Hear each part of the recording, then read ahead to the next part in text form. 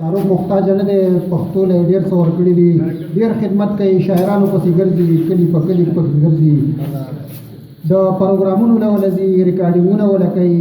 بیا یې نېټ له ورکوي په زرګونو خلک ورسره دي هغه یې ګوري د هغې نه تاسو دادونه وصولوئ د ده په وساطت سره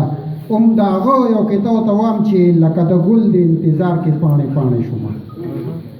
لکه د ګل د انتظار کې پاڼې پاڼې شومه او زه د الفت په اوږده لار کې پاڼې پاڼې شومه او زه یو کتاب یم د وختونو ګرد وهلی یم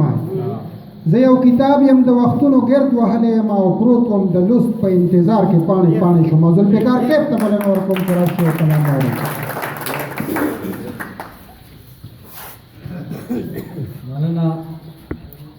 زه د هېواد ادبي تړون له طرفه تاسو ټولو ته بلنه اول درکوم چې اتوار په ورځ زمونږه تعزیتي غونډه ده ریفرنس دی د اقبال لالا په ځای کې سهار 8:30 بجې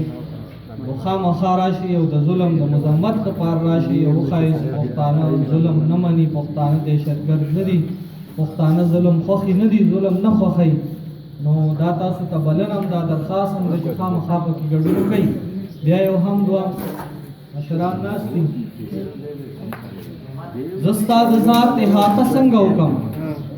زه ستا د ذات احاطه څنګه وکړم زه په لفظونو کې تا څنګه ځای کړم زه دومره لوی تخیل نه لرم چې پکې ستا د ذات تعریف وکړم زه ستا د ذات حدونه څنګه وستایم ما ته خو خپله هم د دې خبرې علم نشته چې کائنات ته ستا تر کومې پورې د دې دنیا نه چرته لرې نور څه شته او که نه د دې اسمان نه چرته بره خلق شته او که نه د دې دنیا نه علاوه هم مخلوق شته او که نه د کائنات هم سر چې شته او که نه بله دنیا هم چرته لرې دی آباده ده که نور هم دا ستوري او نورونه چرته شته او که نه نور هم سپوږمۍ او دنیاګانې څه وجود لري څه که نه دا هر څه چې یو ځای شي نو یو ذات خو نه دی که نه دا هر څه ګواهي د ستا د ذات خالقه چرته کې لرې او سم لرې چرته ژوند خو نشته چرته وجود د بني آدم په بله خوا خو نشته چرته اوبه په بله ځمکه یا هوا خو نشته چرته آدم او یا په خوا کې هوا خو نشته چرته کې ژوند خو کائنات کې په بل خوا خو نشته زما خو خیال زما خو ذهن او ګمان دا دی دا هر څه ته یې دغه هر څه د قدرت خالقه زه په وړوکي تخیل کې بندیوانه یم زه په دې وړوکي ذهن کله تا لیدلی نه شم زه ستا د ذات احاطه چرې هم کولی نه شم زه ستا د ذات احاطه چرې هم کولی نه شم. یو زوړ غوندې بل آزاد نظم به وه اختره راشه خو د ځان سره بدلون راوله